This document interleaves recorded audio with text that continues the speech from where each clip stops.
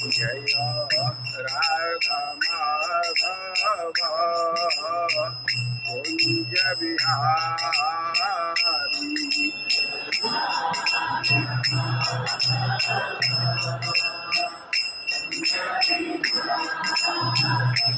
जय गोपी जन वल्लभ गिरिवरधारी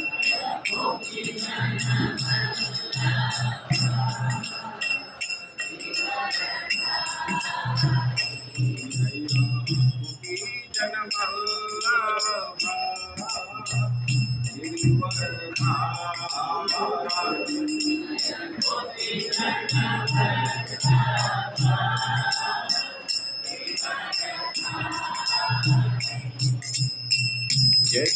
यशोदानंदन व्रज जन रंजन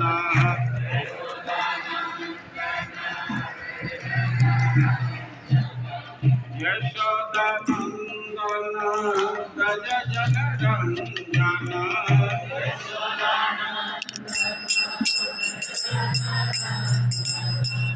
यमुना तीरा वनचारी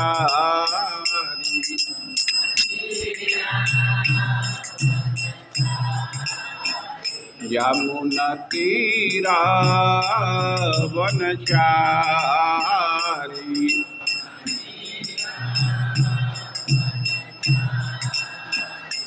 जय राधा माधव कुंज बिहारी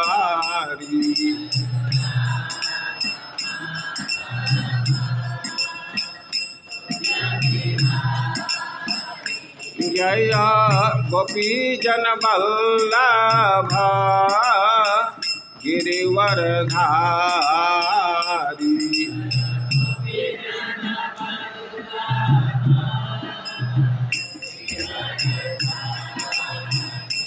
जय गोपी जन वल्लभ गिरिवरधारी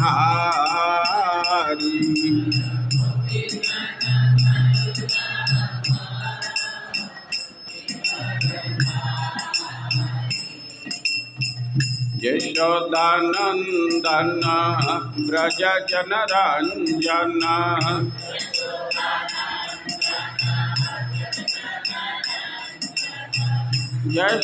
यशोदानंदन व्रज जन रंजन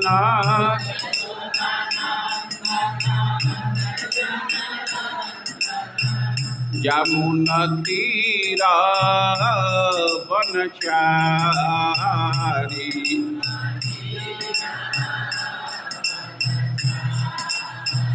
यमुना तीरा वनचारी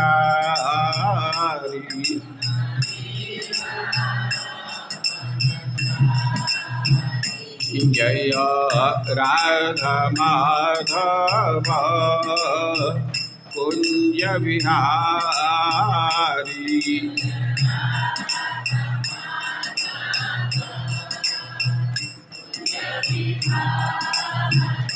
जय राधा माधव कुंज बिहारी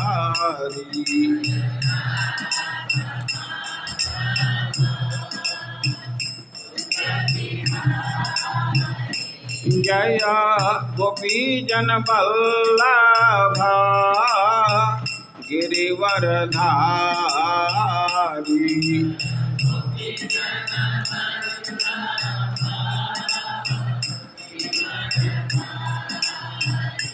जय गोपी जन वल्लभ गिरिवरधारी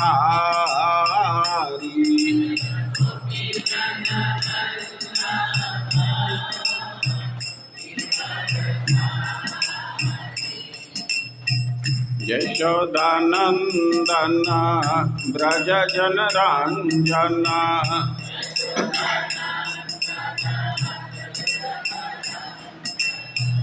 यशोदानंदन व्रज जन रंजन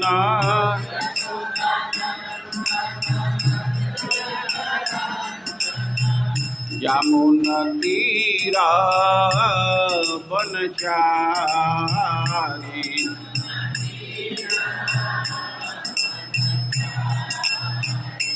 जय राधा माधव कुंज बिहारी।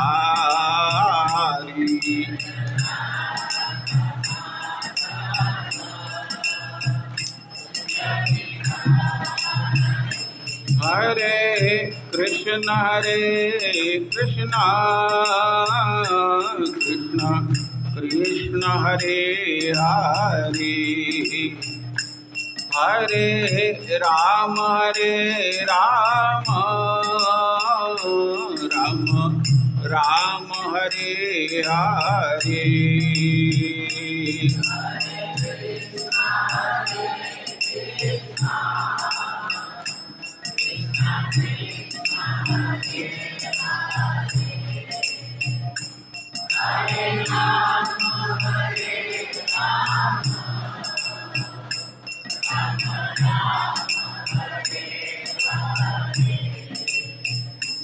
हरे कृष्ण कृष्ण कृष्ण हरे हरे, हरे राम राम राम हरे हरे।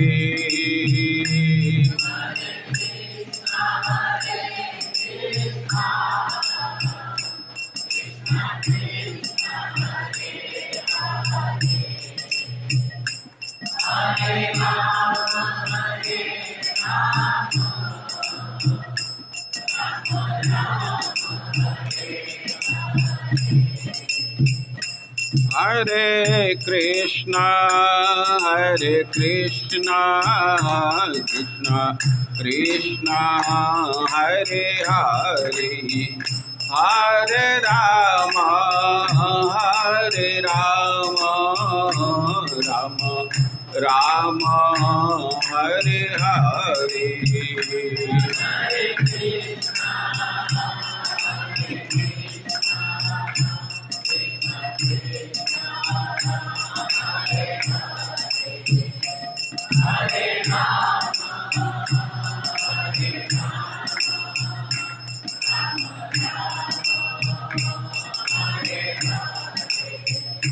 हरे कृष्ण कृष्ण कृष्ण हरे हरे, हरे राम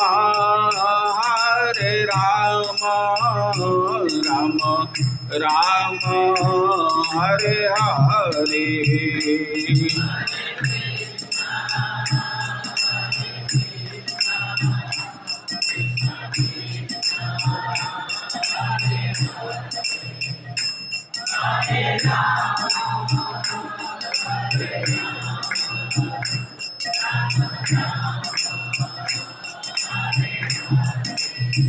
हरे कृष्ण कृष्ण कृष्ण हरे हरे, हरे राम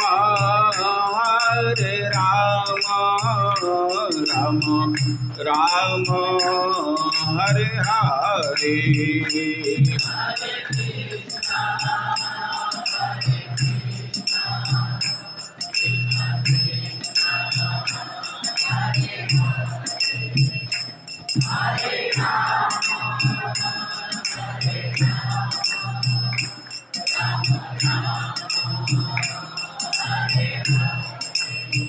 हरे कृष्ण कृष्ण कृष्ण हरे हरे, हरे राम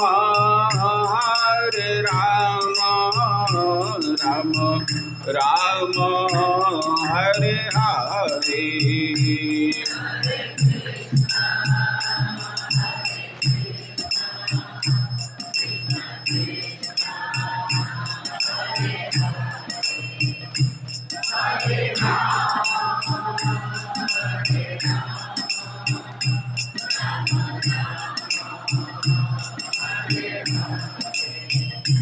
जय राधा गिरधारी राधा गिरधारी राधे।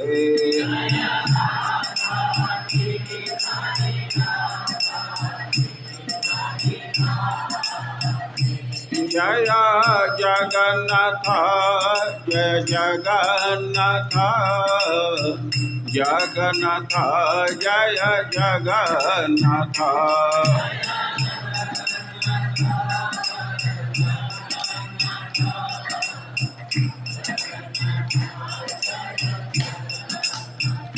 जय जगन्नाथ जय जगन्नाथ बलदेवा जय सुभद्रा।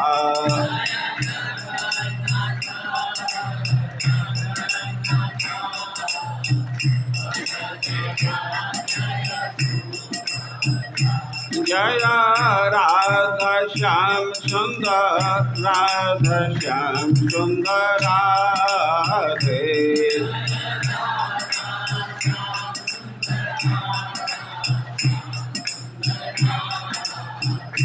जय कृष्ण बलराम जय कृष्ण बलराम कृष्ण बलराम जय कृष्ण बलराम।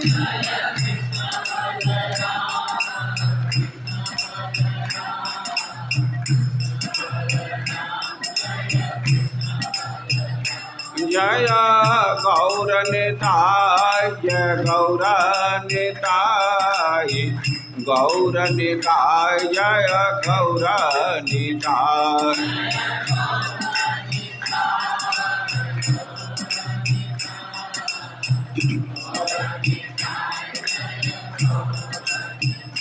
जय प्रभुपद जय प्रभुपद प्रभुपद श्रील प्रभुपद।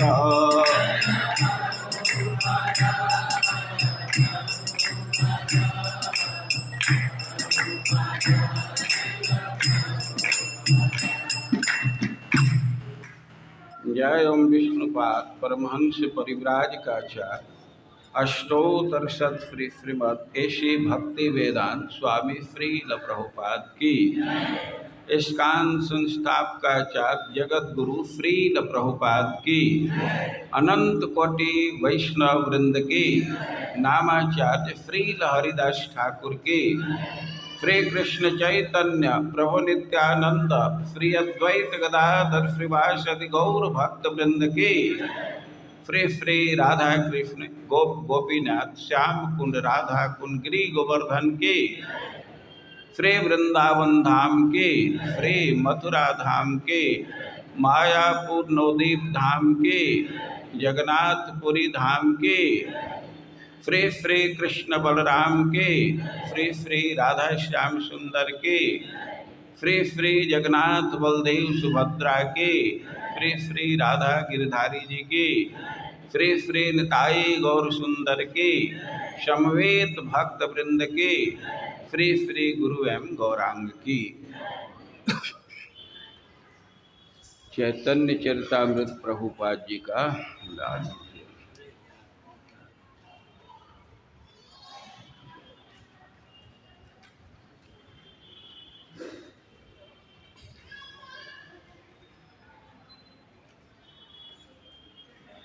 गर्मी लग रही है लेकिन आप लोगों को और संकीर्ण होकर के बैठना ही पड़ेगा।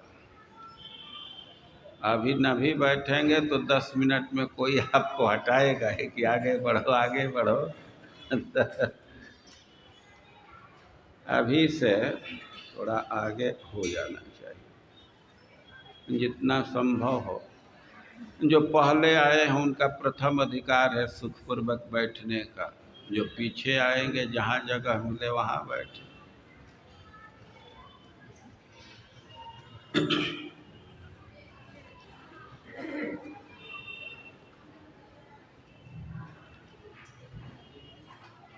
ओम अज्ञानतिमिरान्धस्य ज्ञानाञ्जनशलाकया चक्षुरुन्मिलितं येन तस्मै श्रीगुरवे नमः। हे कृष्ण करुणा सिंधु दीनबंधो जगत्पते गोपेश गोपिका कांत राधाकांत नमस्तुते। तप्त कांचन गौरांगे राधे वृंदावनेश्वरी वृषभानुसुते देवी प्रणमामि हरिप्रिये। नमो महावदान्याय कृष्ण प्रेम प्रदायते कृष्णाय कृष्ण चैतन्य नाम्ने गौरतुषे नमः। श्री चैतन्य मनोभीष्टं स्थापितं येन भूतले सोऽयं रूपः कदा मह्यं ददाति स्वपदान्तिकम्। वाञ्छाकल्पतरुभ्यश्च कृपा सिन्धुभ्यैव च पतितानां पावनेभ्यो वैष्णवेभ्यो नमो नमः। जय श्री कृष्ण चैतन्य प्रभु नित्यानंद श्री अद्वैत गदाधर श्रीवासादि गौर भक्तवृंद। हरे कृष्णा कृष्णा कृष्णा हरे हरे हरे राम राम राम हरे हरे। हम लोग आवृत्ति करेंगे।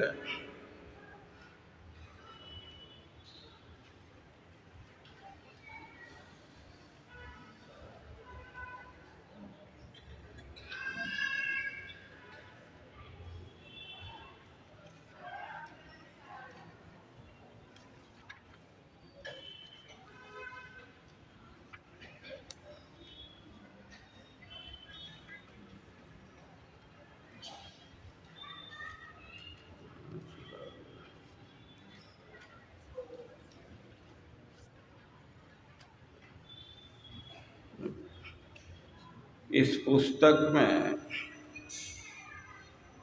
32 नंबर का श्लोक है। आपके पास जो पन्ना है उसमें थोड़ी भिन्नता हो सकती है।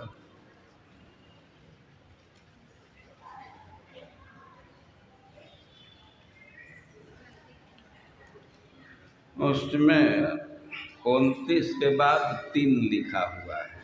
29 के बाद, क्योंकि वो बंगाली पद का अलग नंबरिंग किया है और संस्कृत का अलग।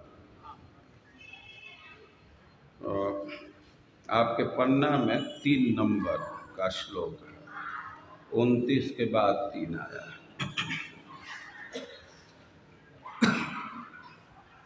चैतन्य चरितामृत अंत्य लीला अध्याय 15 श्लोक 32। ओम नमो भगवते वासुदेवाय।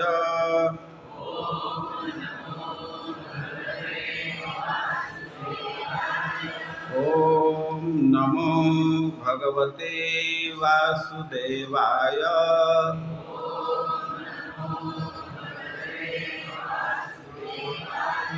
ओम नमो भगवते वासुदेवाय।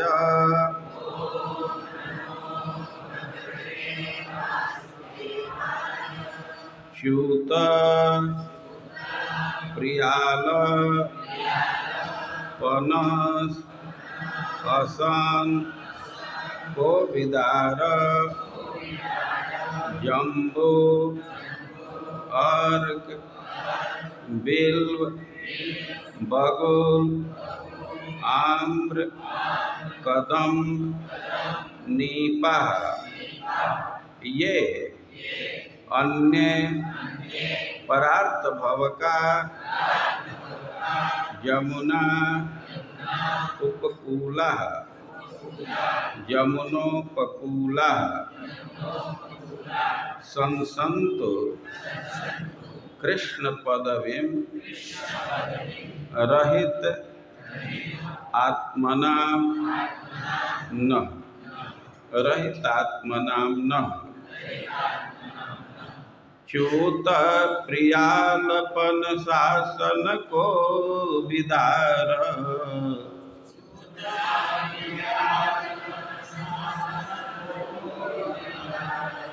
जम्वर कबिल्व बगुलाम्र कदम्ब नीपः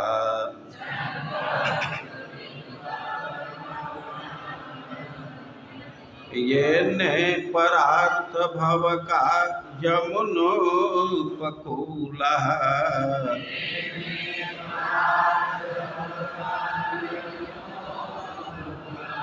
संसन्तु कृष्ण पदवीं रहितात्मनां नः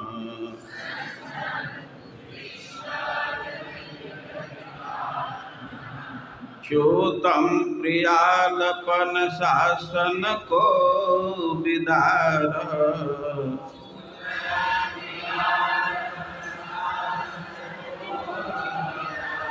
जम्वर कबिल्व बगुलाम्र कदम्ब नीपः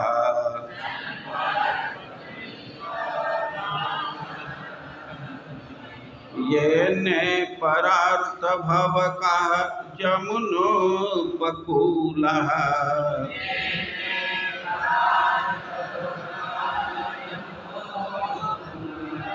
संसन्तु कृष्ण पदवीं रहितात्मनां नः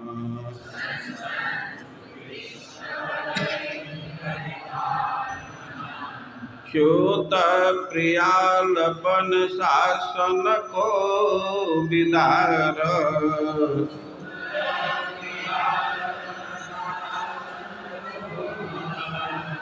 जम्वर कबिल्व बगुलाम्र कदम्ब नीपः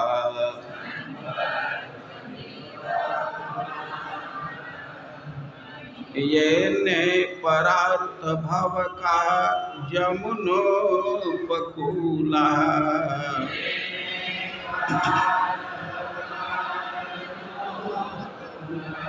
संसन्तु कृष्ण पदवीं रहितात्मनां नः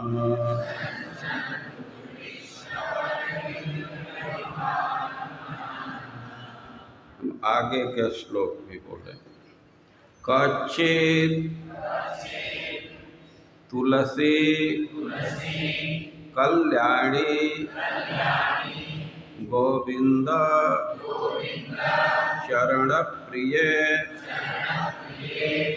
सह तु आली कुलय बिभ्रत दृष्टः ते अति प्रियः अच्युतः कच्चित् तुलसी कल्याणी गोविंद चरण प्रिय सह त्वाली कुलैर बिभ्रत दृष्टस्तेति प्रियोच्युतः कच्चित् तुलसी कल्याणी गोविंद चरण प्रिय सह त्वाली कुलैर बिभ्रत दृष्टस्तेति प्रियोच्युतः कच्चित् तुलसी कल्याणी गोविंद चरण प्रिय सहत्वादि कुलैर्बिभ्र दृष्टस्तेति प्रियोच्युतः। दोनों श्लोकों को साथ में बोलेंगे, सब लोग साथ में बोलेंगे। च्युत प्रियालपन शासन गोविना जम्भर्क बिल्वबगुलाम्रकदम्बनीपा येने पराक्त भवका यमुनोपकूला संसन्तु कृष्ण पदवे। फिर से इसी को फिर से बोलिए।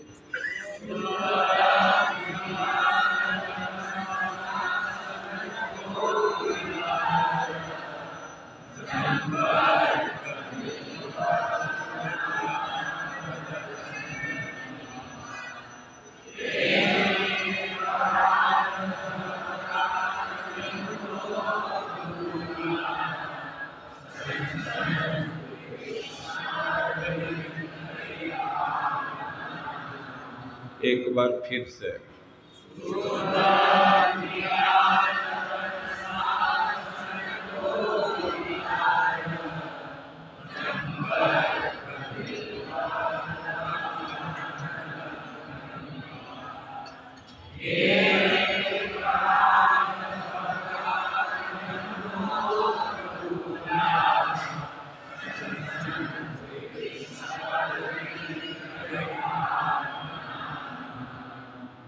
फिर आगे का श्लोक।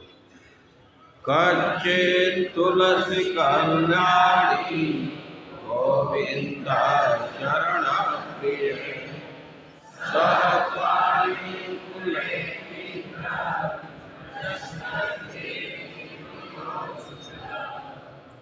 फिर से बोलिए, फिर से।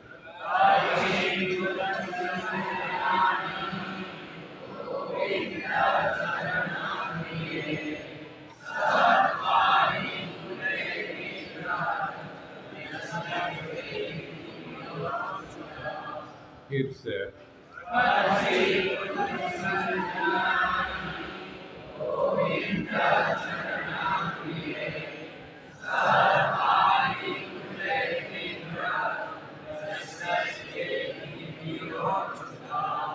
च्युत है च्युत वृक्ष, आम का एक प्रकार। प्रियाल है प्रियाल वृक्ष। पनस है पनस वृक्ष। आसन है आसन वृक्ष।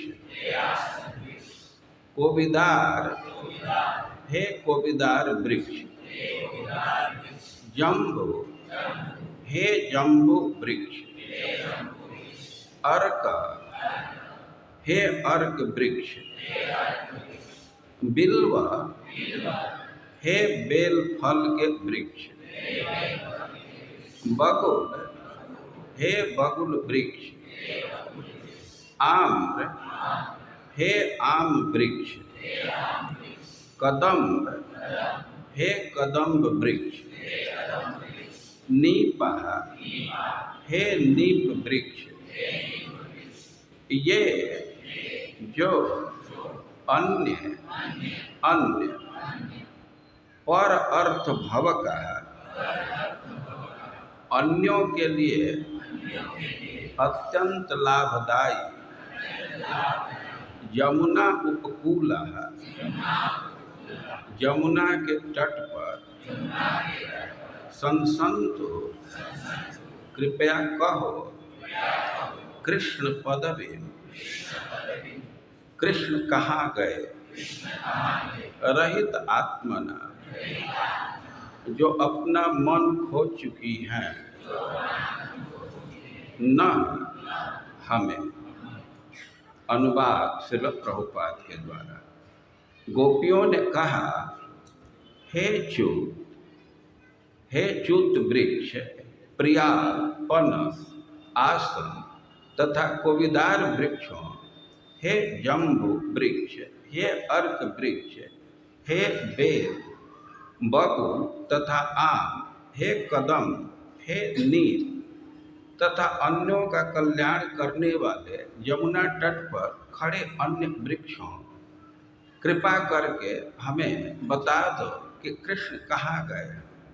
हम अपने मन को खो चुकी हैं, अब मृत प्राय है। कच्चित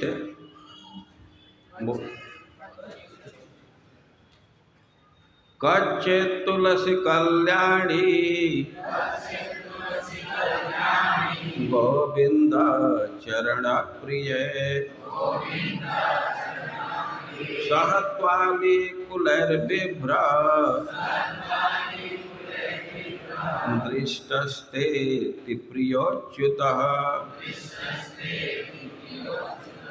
कच्चित या तुलसी, है तुलसी वृक्ष, कल्याणी सर्व मंगलकारी, गोविंद चरण, गोविंद के चरण कमलों को,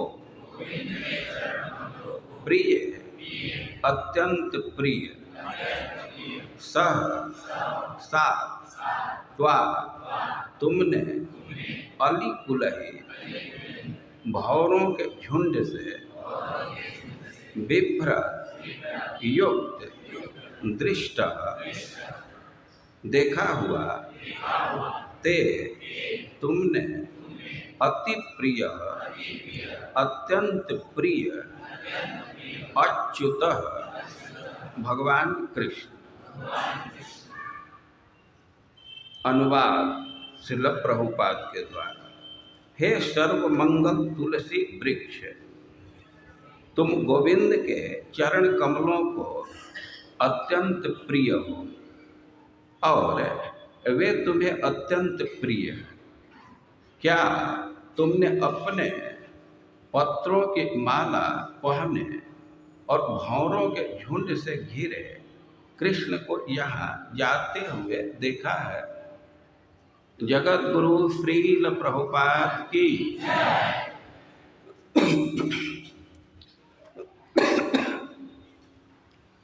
हम लोग पिछले साल श्रीमद् भागवतम के कुछ अंश का यहाँ श्रवण कर रहे थे। मंदिर व्यवस्थापन समिति के एक सदस्य अपनी इच्छा प्रकट की है कि हम लोग श्रीमद् भागवतम को थोड़ा गहराई में जाकर के समझना चाहते हैं। श्रीमद् भागवतम के कई एक स्तर हैं।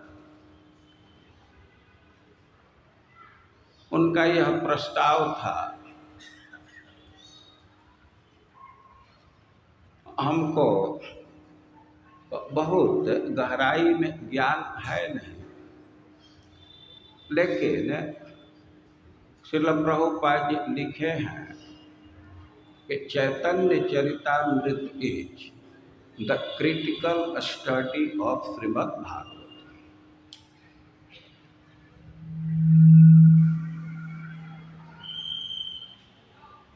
चैतन्य चरितामृत में श्रीमद् भागवतम की व्याख्या की गई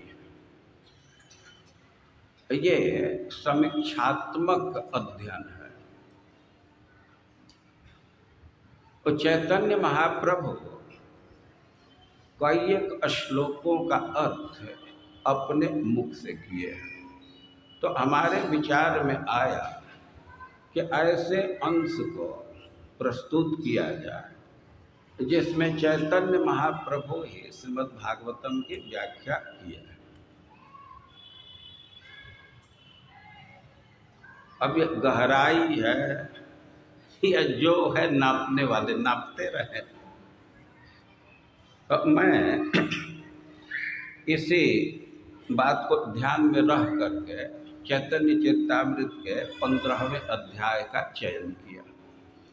तो आप लोग 2 दिन से 15वें अध्याय को सुन रहे हैं। कल आप सुने कि चैतन्य महाप्रभु जगन्नाथ मंदिर में दर्शन के लिए गए और चैतन्य महाप्रभु जगन्नाथ जी में साक्षात ब्रजेंद्र नंदन का दर्शन कर रहे थे। और दर्शन करने पर उनके 5 इंद्रियां कृष्ण के रूप को, अधर रस को, वाणी को, स्पर्श को और गंध को भोगने के लिए ललायित हो गई। और अब इंद्रियों का इतना आकर्षण बढ़ा कि मन पर दबाव पड़ा। सब इंद्रियां अपने साथ मन को रखना चाहती थे कि अब मन हैल अज्ञाने, मन मूर्छित हो गया, उसकी चेतना शक्ति का लुप्त हो गया। चैतन्य महाप्रभु मूर्छित हो गए और उसी समय उपल भोग का समय हो गया। और भक्त लोग चैतन्य महाप्रभु को उनके आवास गंभीरा में लाए, लेकिन चैतन्य महाप्रभु के आवेश का अंत नहीं हुआ। जगह तो बदल गया, लेकिन जगन्नाथ जी के दर्शन से जो कृष्ण के आकर्षण का आवेश था तो वह वैसे ही बना रहा। अब वे राधा रानी अपने दुख को व्यक्त की हैं अपने सखी विशाखा से, और उसी भाव के श्लोक का गान करने लगे, जिस श्लोक का हम लोग भी खूब अच्छा से गान किए। और इसके बाद चैतन्य महाप्रभु उसी श्लोक का अर्थ बोलने लगे, गा गा करके अर्थ बोलने लगे। तो हम लोग उन अर्थ पर थोड़ा थोड़ा विचार किए। अब अंत में वो चैतन्य महाप्रभु कह रहे हैं कि एत कही गौरहरि दुई जनर कंठ धरि कहे सुन स्वरूप राम राय। श्लोक की व्याख्या किए राधा रानी के भाव में। अब अपने स्वरूप से स्वरूप दामोदर और राय रामानंद को संबोधित करते हुए कहने लगे कि कहाँ करो, कहाँ जाओ, कहाँ गेले कृष्ण पाऊँ, दुहे मोरे कह से उपाय।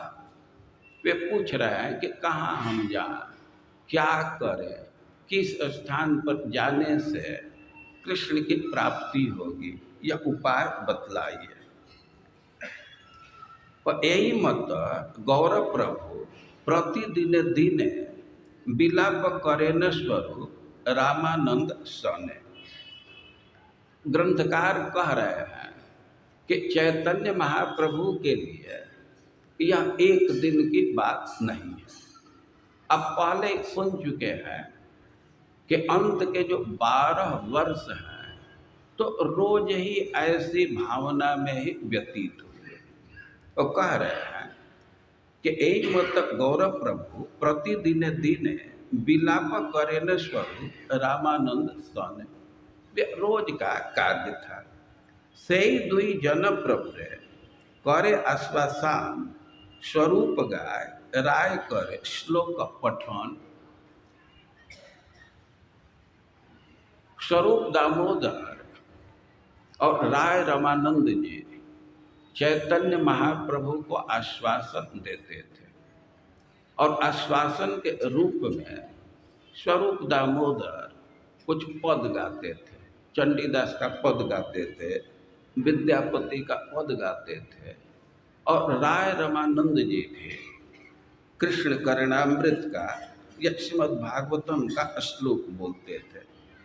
और करणामृत विद्यापति श्री गीत गोविंद यह श्लोक गीते प्रभु कराय आनंद, गीत गोविंद का श्लोक बोल करके, करणामृत का श्लोक बोल करके चैतन्य महाप्रभु को आनंदित कराते थे, उनके विरह को कम करने का प्रयास करते थे।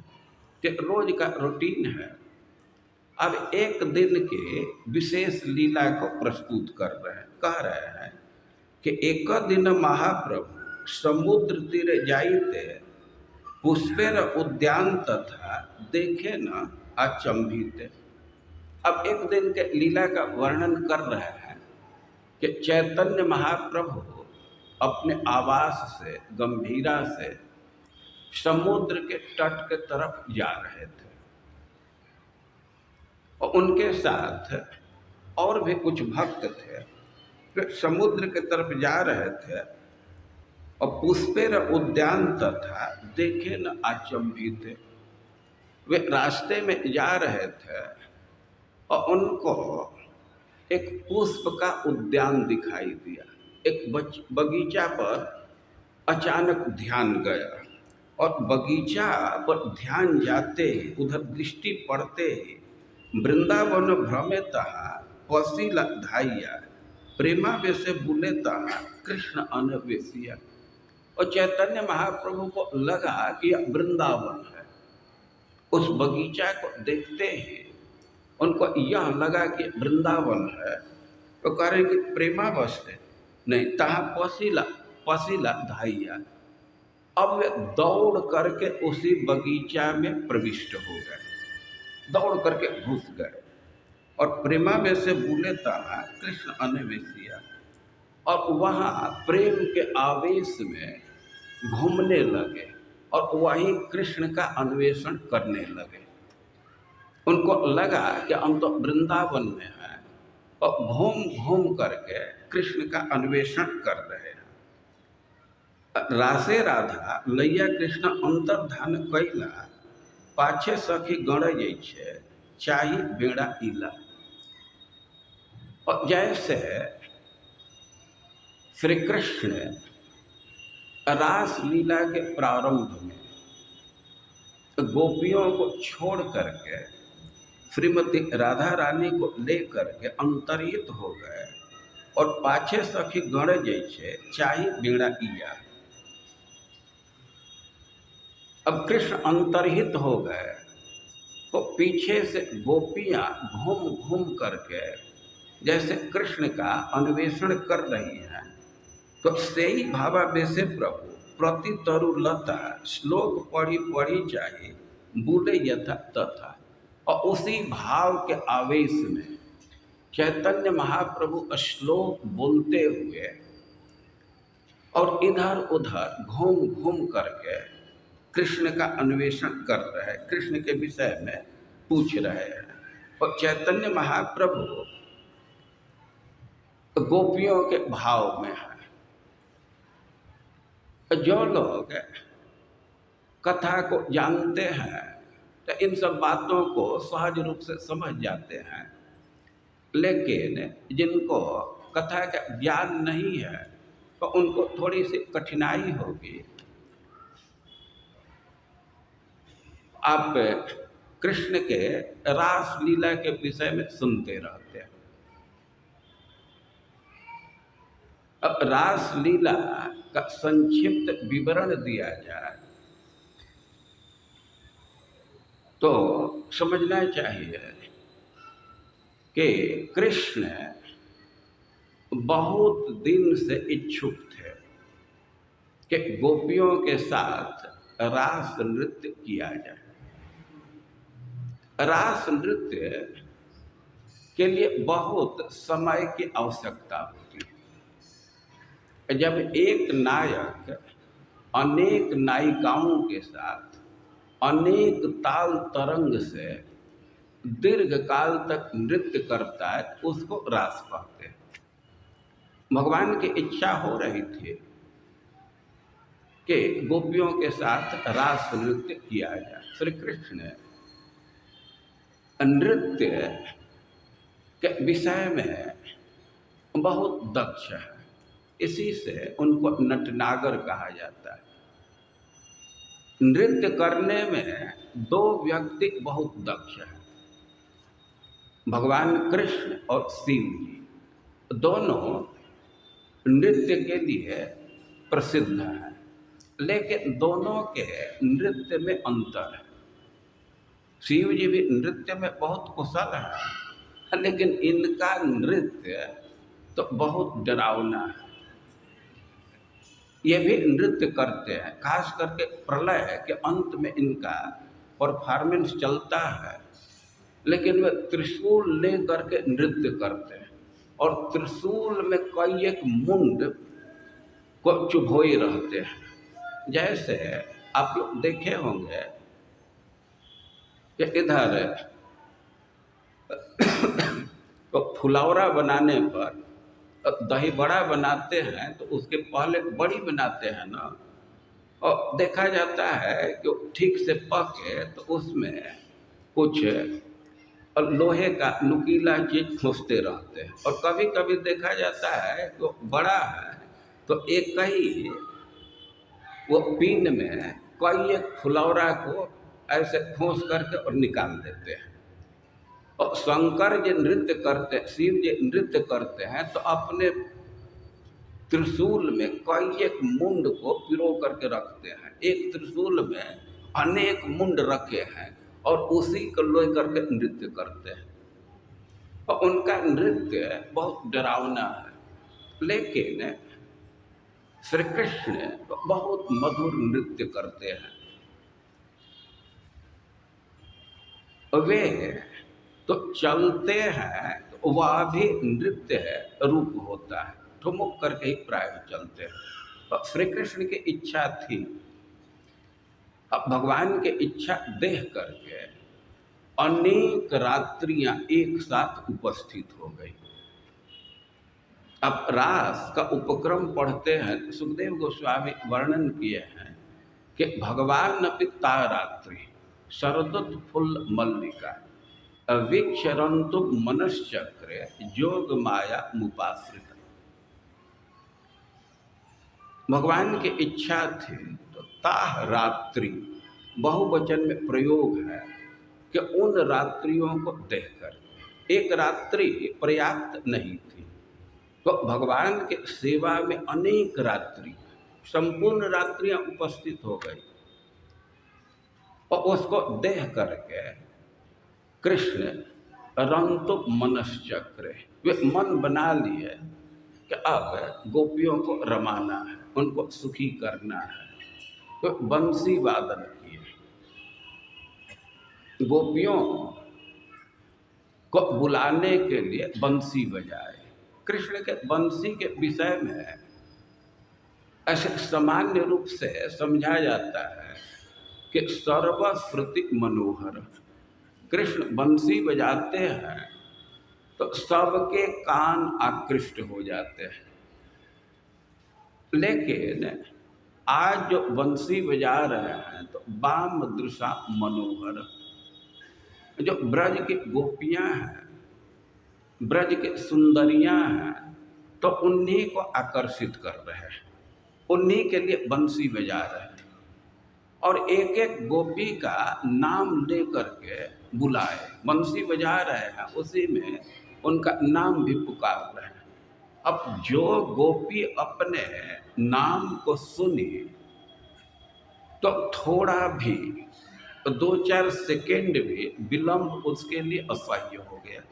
जो जिस अवस्था में थी और उसी अवस्था में कृष्ण के पास दौड़ी।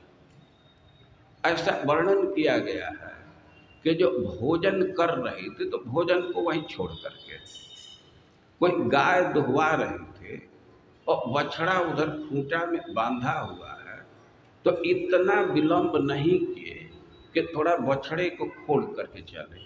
वो बछड़ा बंधा हुआ लेकिन वे चली गई।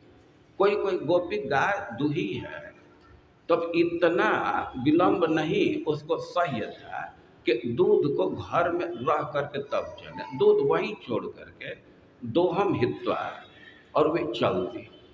अब उनके उत्सुकता को समझ सकते हैं कि किसी किसी गोपी का विवाह का कार्य चल रहा था, विवाह मंडप में बैठी थी, लेकिन उसी विवाह मंडप से चल दी। गोपियाँ गई और कृष्ण स्वागत किए, स्वागतम बोले, और इसके बाद प्रश्न करने लगे कि रात्रि को तुम लोग कैसे आ गई। गोपियाँ कुछ उत्तर नहीं दी और फिर अपने से कहते अच्छा अच्छा वृंदावन के शोभा देखने के लिए। और ठीक ही है, शोभा देख ले, अब तुम लोग अपने घर चले जाओ। और वैसे अब कृष्ण बोल रहे थे तो बिल्कुल स्पष्ट अर्थ तो नहीं था। वाचा पेश विमोहया, कुछ ऐसे एक्सेंट दे रहे थे कि थोड़ा भ्रम हो रहा था कि कृष्ण कह क्या रहे। अब यह समय होता तो एकादश श्लोक को दर्शाया जाता है कि कैसे भ्रम है, लेकिन यह प्रस्तुत विषय नहीं है। ये तो प्रस्तुत विषय तक जाने का उपक्रम है। और वाचा पेश विमोहन, क्योंकि कृष्ण और बदताम श्रेष्ठ, सुखदेव गोस्वामी कह रहे हैं कि जितने प्रवचनकार हैं तो उसमें सबसे श्रेष्ठ श्री कृष्ण। और उसका प्रकट प्रमाण है कि युद्ध भूमि में 40-45 मिनट प्रवचन कर दिए तो वही विश्व का सर्वमान्य दार्शनिक ग्रंथ हो गया।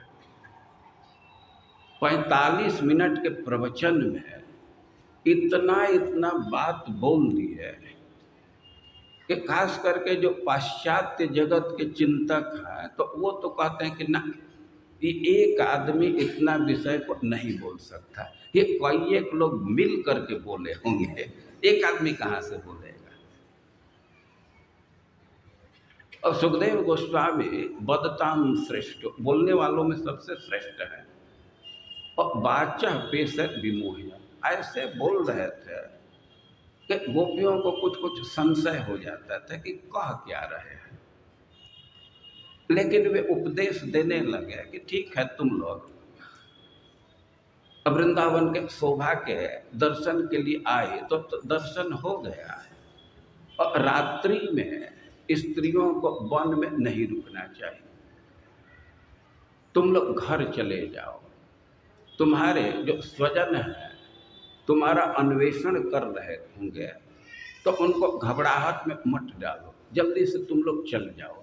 और उनके धर्म का भी उपदेश करने लगे। स्त्री के लिए सबसे बड़ा धर्म है पति की सेवा, तो तुम लोग घर चले जाओ। गोपियाँ जब कृष्ण के इस वचन को सुनी और उनको पसंद नहीं पड़ा, इति विप्रिय माँ कर गोप्यो गोविंद भाषितम। और जो कृष्ण वचन बोल रहे थे विप्रियम, वह प्रिय नहीं था, वो पसंद नहीं था। और विषण्णा भग्न संकल्प चिंता माँ दुरत्या। और गोपियाँ इधर से जा रही थी तो एक एक से मनोरथ को संजो करके जा रही थी। वे दौड़ते हुए जा रही थी, जवलोल कुंडला, और उनके अब मन में अभिलाषा थी कि वहाँ जा करके कृष्ण के नज़दीक हम बैठेंगे, उनसे बात करेंगे, उनका स्पर्श करेंगे, उनका चुंबन करेंगे। वो क्या क्या मनोरथ संजो करके जा रही थी, लेकिन कृष्ण की बात को सुन करके भग्न संकल्प, उनका संकल्प सब ध्वस्त हो गया। और विषण्णा, वे खिन्न हो गई। अब स्त्री का स्वभाव है कि जब वह खिन्न होती है और उसका मुख नीचे हो जाता है और पृथ्वी को अपने नख से कुदेरने लगती है। और गोपियाँ मुख नीचे करके पृथ्वी को कुदेरने लगे, वो मुख नीचे करके देख रही है कि तो ऐसे हम लोग असमंजस में पड़ गए कि अच्छा होता है कि पृथ्वी फट जाती, हम यहीं धंस जाते। उनका संकल्प था कि अब तो हम लोग घर नहीं जाएंगे, अब यहीं जमुना जी में धंस करके मर जाएंगे, वह ठीक है, लेकिन घर नहीं जाएंगे। लेकिन उनको बहुत आश्चर्य हो रहा था कि कृष्ण को हो क्या गया है, आज ऐसे क्यों बोलने लगा। पहले तो क्या क्या प्रतिज्ञा किया है, वचन दिया है, और आज क्या हो गया। एक बार इसे कह करके हम लोग देखें। और गोपियां रो रही थी, और इतना रो रही थी कि अश्रय रूपात मस भी उनके आंख से अश्रु निकल रहे थे, तो आंख के काजल से युक्त थे, और इतना अधिक था कि मृजंत्य उनके अस्तन का कुमकुम धुल रहा था। वे रो रहे थे, लेकिन उनके मन में था कि कृष्ण आज क्यों ऐसा बोल रहा है। एक बार हम लोग अपनी बात कह करके देखें, एक बार इससे कह करके देखें। अब इसके बाद घर तो नहीं जाना है, अब यही मर जाएंगे, जो होगा एक बार कह करके देखते हैं। तो वे कहना प्रारंभ किए, और देखिए गोपियों की क्या स्थिति है। जिस व्यक्ति के लिए सुखदेव गोस्वामी कह रहे हैं कि बदतम श्रेष्ठ, बोलने वालों में सबसे श्रेष्ठ है, अब गोपियाँ कह रही हैं कि मैवम विभोरहति भवान गदितुम निशंस। अरे कृष्ण थोड़ा बोलना सीखो, इतना कठोर नहीं बोला जाता। और तुम उपदेश दे रहे हो, धर्म के उपदेश दे रहे हो, तो इतना ज्ञान होना चाहिए ना कि जब धर्म का उपदेश तभी फलित होता है जब गुरु की सेवा करती है। तो गुरु तो तुम हो ना, तो पहले तो तुम्हारी सेवा करने से धर्म फलित होगा ना।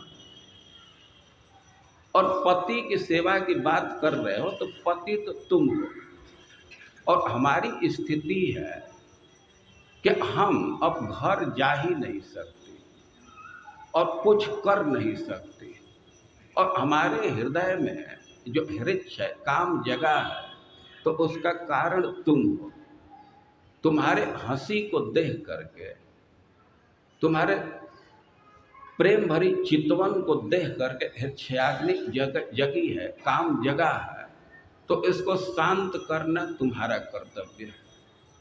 और भी विचार करो, तुम अपने अवतार के विषय में विचार करो। ब्रज जनार्ती हैं, तुम तो ब्रज के लोगों के आरती को हरण करने के लिए, दुख का हरण करने के लिए अवतार लिए हो, तो हमारे दुख का हरण करो।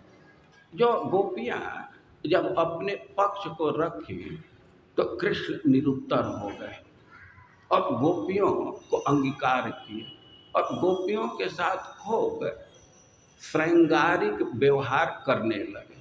जो प्रेमी प्रेमिका का व्यवहार होता है, पति पत्नी का व्यवहार होता है, तो वैसा व्यवहार करने लगे। गोपियों को सहलाने लगे, उनके बाल को सुलझाने लगे, उनके शरीर के विभिन्न अंगों का स्पर्श करने लगे। गोपियाँ कृष्ण के व्यवहार को देख करके बड़ी प्रसन्न हुई, और गोपियों के मन में अपने सौभाग्य का अभिमान उदित हो गया। तासाम तत् सौभग मदम वीक्षमानम च केशव प्रसमाय प्रसादाय तत्रैवांतर धीयत। तो जो सामान्य गोपियाँ हैं तो उनके मन में तो अभिमान जग रहा था कि आज हमारा कितना सौभाग्य है कि राधा रानी के बराबरी व्यवहार हम लोगों के साथ कृष्ण कर रहे हैं। और राधा रानी मान कर गई कि आज तो हमारा कोई विशेष स्थान ही नहीं है। तो सुखदेव गोस्वामी कह रहे हैं कि प्रसमाय प्रसादाय। अब दो समस्या कृष्ण के सामने थी। गोपियों के अभिमान को ध्वस्त करना था और राधा रानी को प्रसन्न करना था। तो तत्रैवांतर धीयत, वे वही अंतर्हित हो गए। अब जब वे अंतर्हित हो गए, गोपियों के दृष्टि से ओझल हो गए, तो गोपियां बहुत दुखी हुई। जैसे हथिनियों के समूह से हाथी अलग हो जाए तो हथिनियां जैसे दुखी होती हैं, वैसे गोपियां दुखी हुई। करीर्य इव युद्धप, वो पहले तो गोपियों के चित्त पर कृष्ण का एक एक क्रिया का आवेश छाया। वे कैसे बोलते थे, कैसे हंसते थे, तो वही आवेश उनके चित्त पर छा गया। और ये आवेश इतना गाढ़ हो गया कि उनके शरीर पर भी कृष्ण का आवेश हो गया। जो गौर वर्ण के गोपियां थी और उनका शरीर श्याम वर्ण का हो गया। प्रतिरूढ़ मूर्तय, कृष्ण का इतना आवेश था कि वो चित्त तक ही सीमित नहीं रहा, शरीर पर प्रकट दिखने लगा। और वे कृष्ण का ही अनुकरण करने लगे। और कुछ देर तो इसी आवेश में थे, लेकिन थोड़े देर के बाद वे कृष्ण का अन्वेषण प्रारंभ किया। वो पागल के समान पूछते हुए वो वृंदावन में कृष्ण को ढूंढने लगे।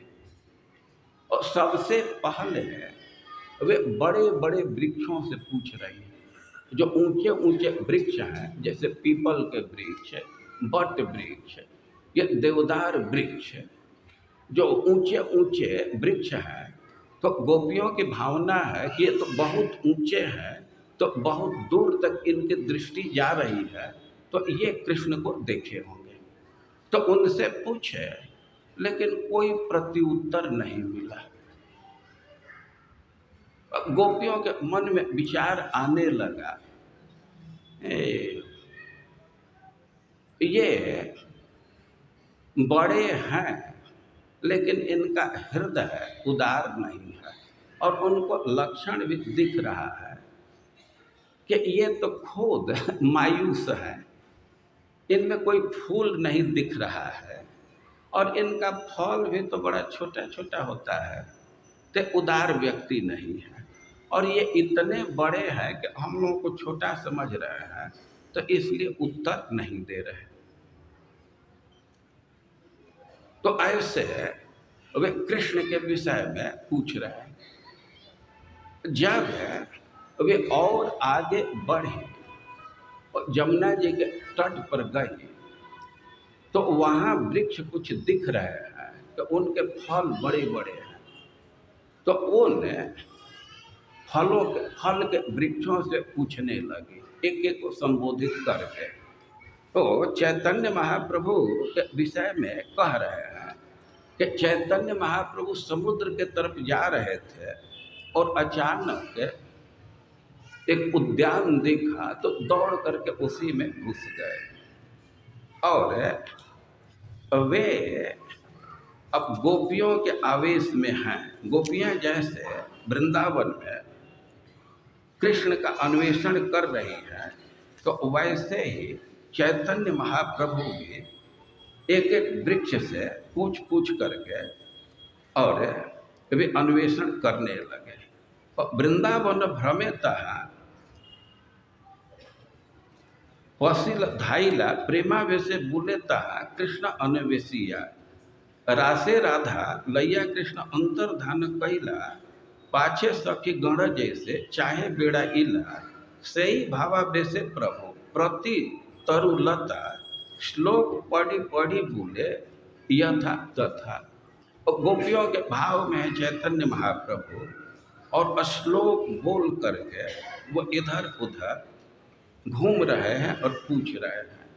तो श्लोक फिर से आप लोग बोलिए, चैतन्य महाप्रभु इसको बोल रहे हैं।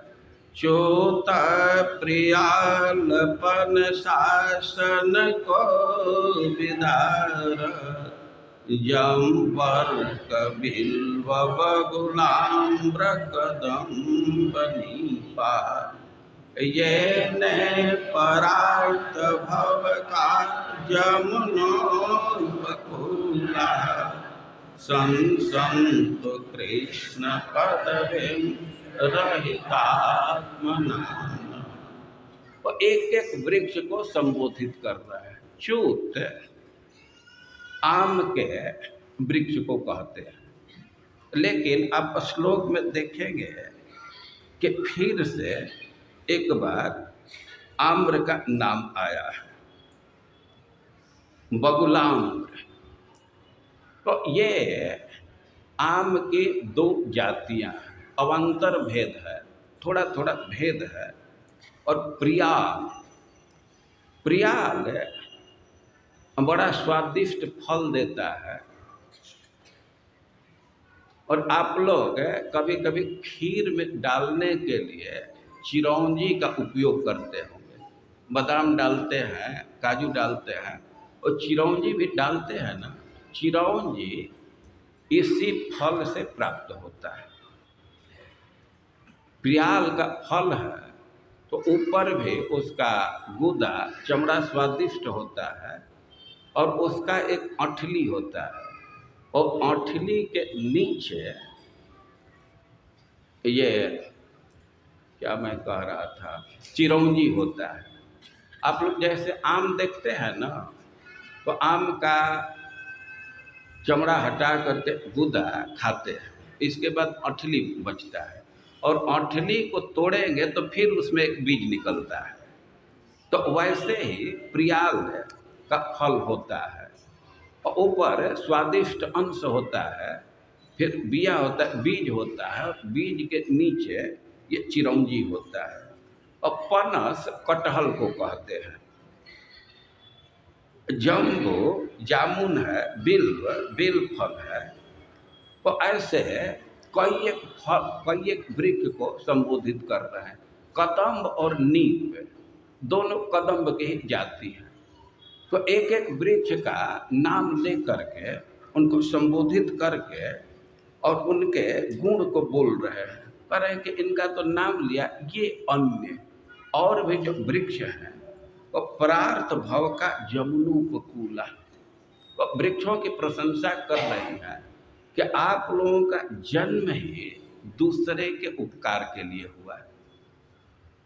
जो वृक्ष है तो कई एक तरह से दूसरे का उपकार करते हैं, छाया देते हैं, फल देते हैं, और उनके पत्ती का औषधि बनता है।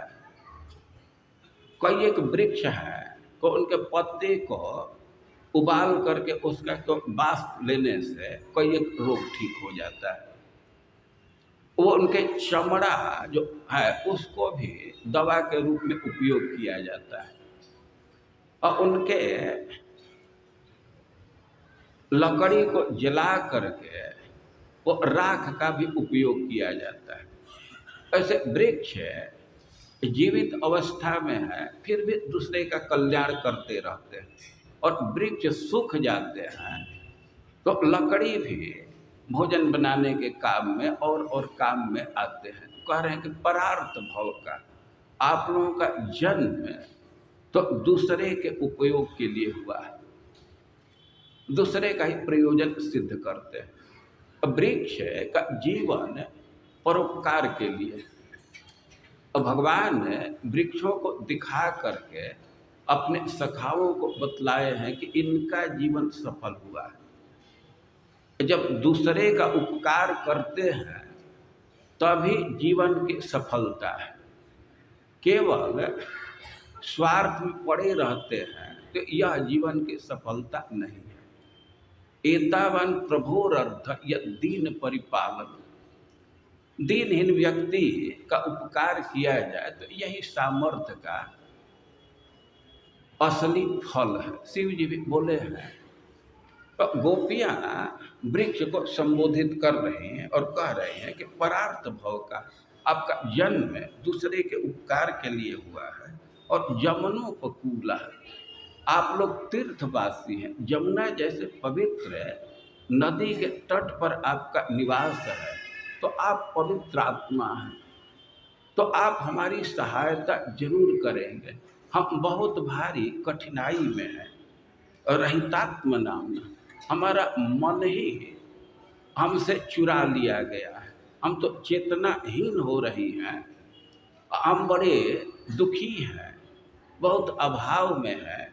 तो संसंत कृष्ण पद में रहितात्म नामना, हमको कृष्ण का स्थान बतला दीजिए। कृष्ण किधर गए, इतना हेल्प कीजिए, इसको बतला दीजिए। और वृक्षों की प्रशंसा कर रही है, भावना है कि तीर्थवासी हैं, ये तो कभी झूठ नहीं बोल सकते, इनको ज्ञान होगा तो जरूर बतला देंगे। लेकिन अब वृक्ष कुछ बोले नहीं। तब गोपियों के मन में यह विचार आने लगा कि पुरुष जाति के हैं, ये कृष्ण का पक्ष ले रहे हैं। ये जो फूल के पौधे हैं या तुलसी जी हैं, तो यह तो स्त्री जाति की हैं, तो ये हमारी व्यथा को समझ सकती है, हमारी भावना को समझ सकती है और हमारा पक्ष भी ले सकती हैं। तो तुलसी जी को संबोधित करने लगे और फिर से श्लोक को बोलिए। कच्चे तुलसी कल्याणी गोविंद चरण प्रिय स्वामी कुलैर्बिभ्र दृष्टस्ते प्रियोच्युता। वे तुलसी को संबोधित कर रही हैं कि हे तुलसी, हे कल्याणी, हे गोविंद के चरणों के अति प्रिय,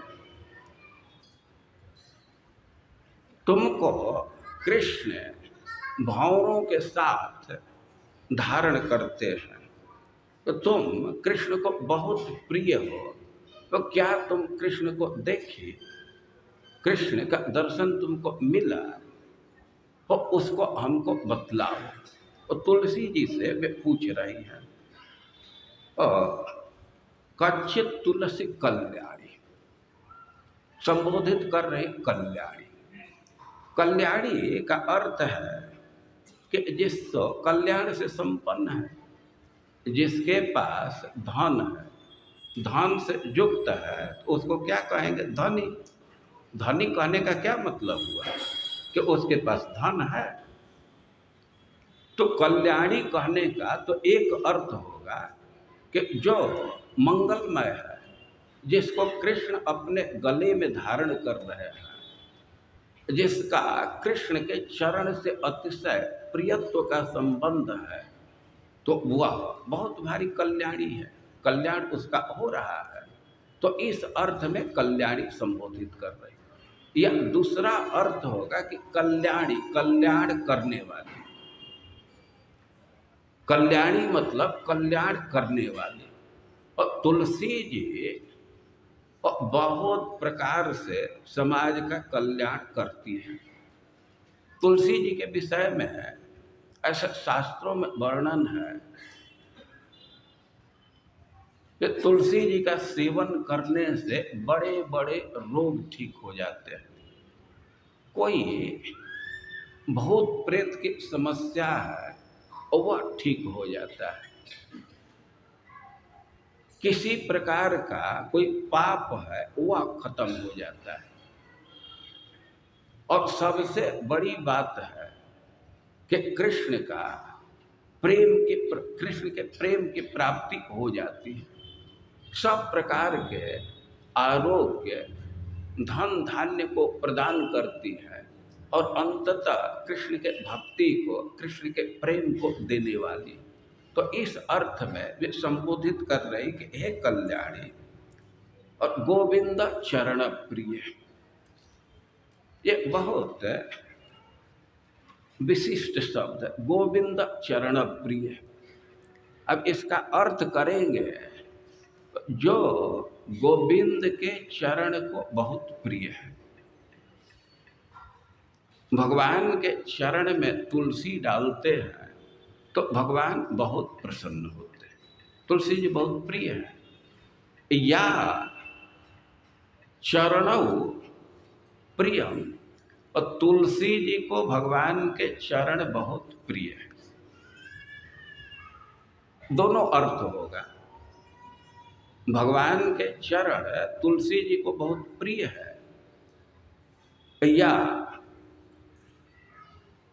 भगवान के चरणों को तुलसी जी बहुत प्रिय है।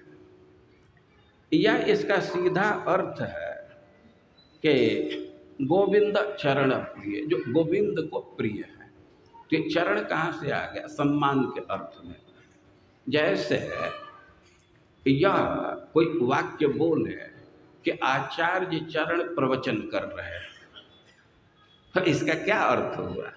ये अर्थ नहीं करेंगे ना कि आचार्य का पैर प्रवचन कर रहा है। ये सम्मान व्यक्त करने के लिए चरण शब्द जोड़ देते हैं। पाद और चरण एक अर्थ में होता है, श्रीपाद बोलते हैं ना। और गोविंद चरण मतलब गोविंद, और प्रिय, जो गोविंद को बहुत प्रिय है। या एक अर्थ होगा गोविंद चरण प्रिय। अभी एक भक्त हमसे पूछ रहे थे कि तात्कालिक अर्थ क्या होता है, और यहाँ शब्द आ रहा है ना, गोविंद चरण प्रिय। और चरण और आचरण दोनों एक है। क्या चरण की ही है, या उसी में उपसर्ग आ लगा देते हैं तो वो आचरण हो गया। और गोविंद का आचरण जिसको बहुत प्रिय है, तो वह हुआ गोविंद चरण प्रिय। उसको संबोधित कर रहे हैं, अरे भाई गोविंद का क्या आचरण है? तो तत्कालिक अर्थ होगा कि एक गोपी को लेकर के भाग गए, या बहुत प्रिय है। तात्कालिक अर्थ यही है। अरे गोपियां रो रही हैं और यह कैसे प्रिय है तुलसी जी को, सब लोग तो दुखी हैं ना। भाई आप श्रीमद् भागवतम का अध्ययन करेंगे तो यह बात जरूर है कि सुखदेव गोस्वामी बड़े ही अनुराग के साथ गोपियों का कृष्ण के साथ जो व्यवहार है उसका वर्णन कर रहे थे।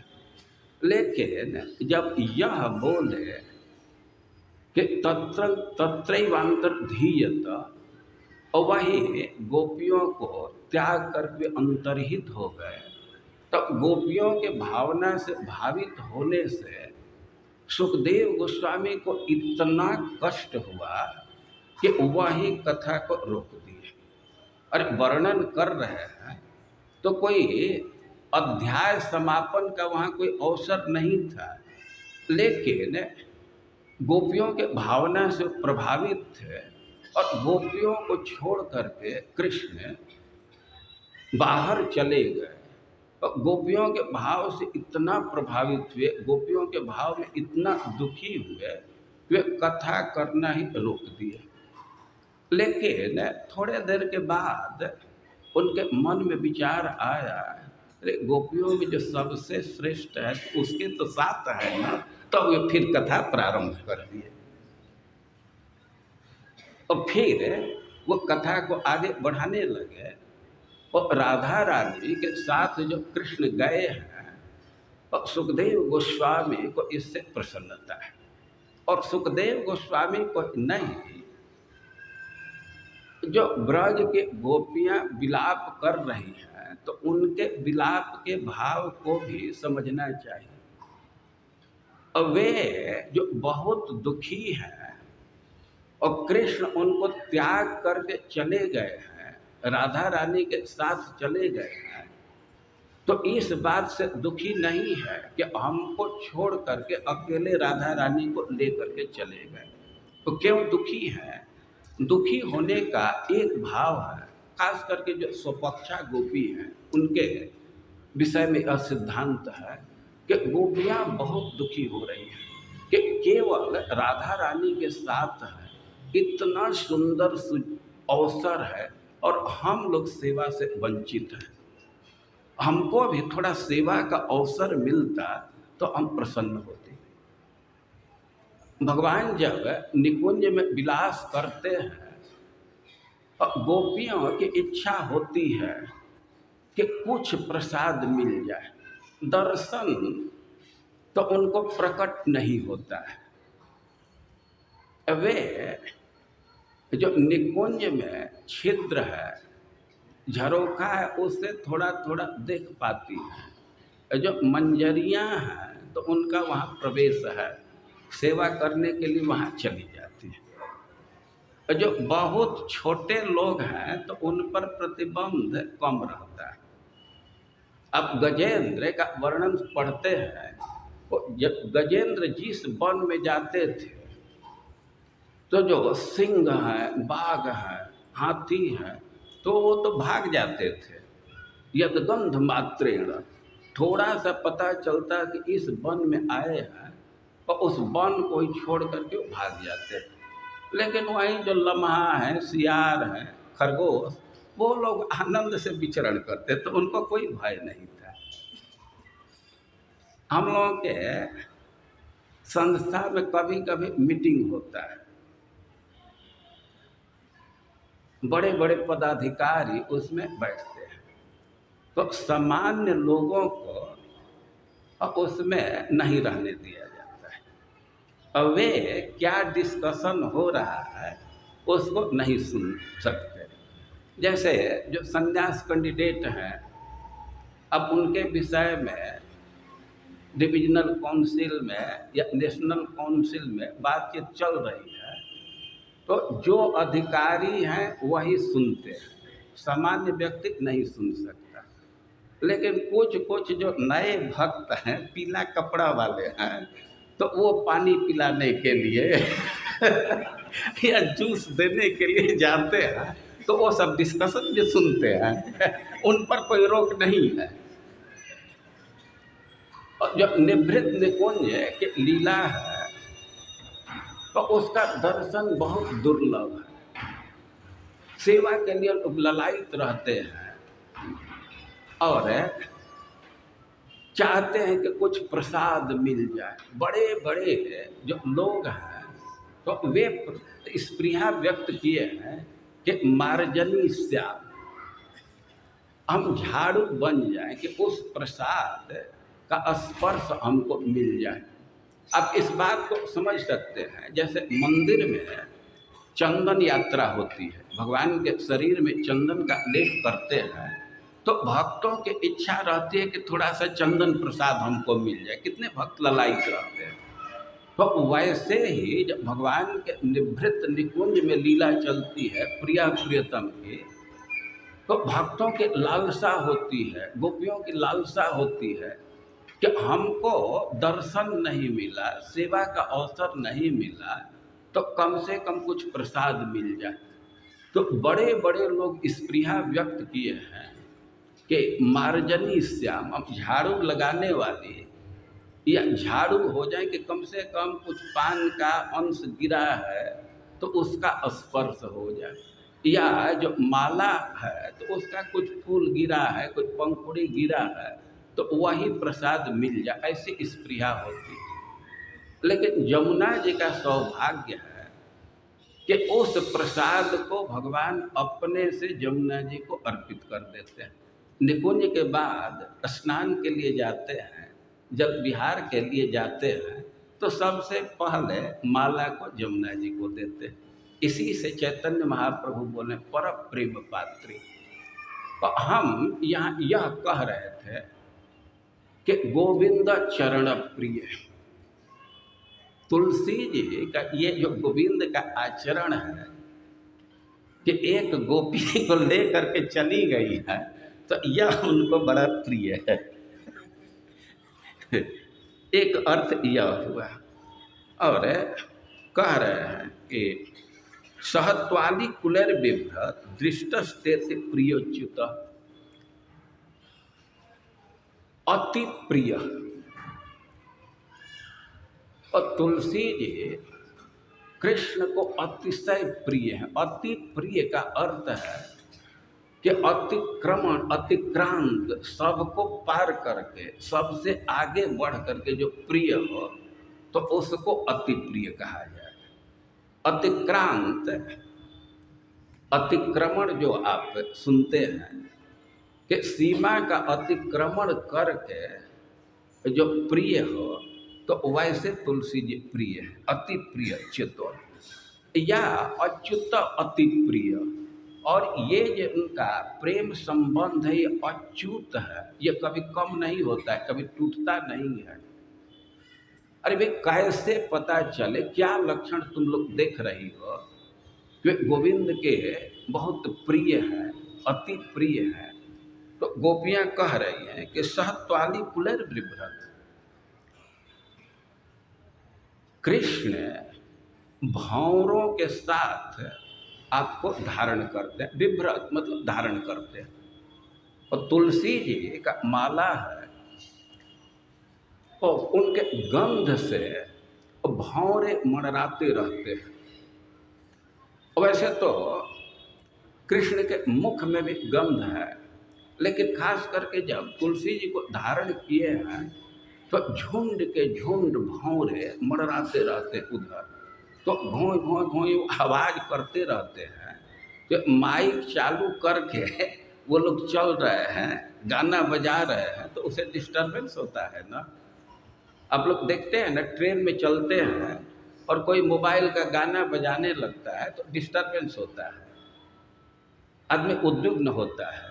लेकिन कृष्ण की स्थिति है कि तुलसी जी के चलते ही इतने भौरे भम भम भम भम कर रहे हैं, आवाज कर रहे हैं, लेकिन उससे उनको कोई उद्वेग नहीं है। वो भौरों के साथ उनको धारण करते। तो यह प्रियत्व का लक्षण दिख रहा है ना। ये मुंह पर मार भौरा घेरे, छाती पर भौरा घेरे, तो अच्छा नहीं लगता है ना। और तुलसी जी का माला धारण किए हैं तो भौरे लग ही जाते हैं। लेकिन तुलसी जी इतनी प्रिय है कि वे त्याग नहीं करते।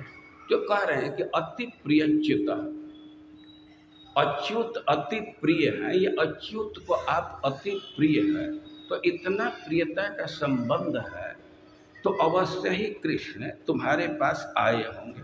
तो क्या तुम कृष्ण को देखी? और ऐसे गोपियां प्रश्न कर रही हैं। और चैतन्य महाप्रभु तो बगीचे में घूम रहे हैं, गोपियों के भाव में एक एक वृक्ष को संबोधित करके पूछ रहे हैं और तुलसी जी को संबोधित करके पूछ रहे हैं। और चैतन्य महाप्रभु इसी भाव में हैं। तो चैतन्य महाप्रभु इन श्लोकों को बोले और खुद ही इसका अर्थ कर रहे हैं। वे और भी श्लोक बोले हैं। अब तुलसी जी भी कुछ नहीं बोली, इतना गुणगान किए गोपियाँ, लेकिन वे कुछ बोली नहीं।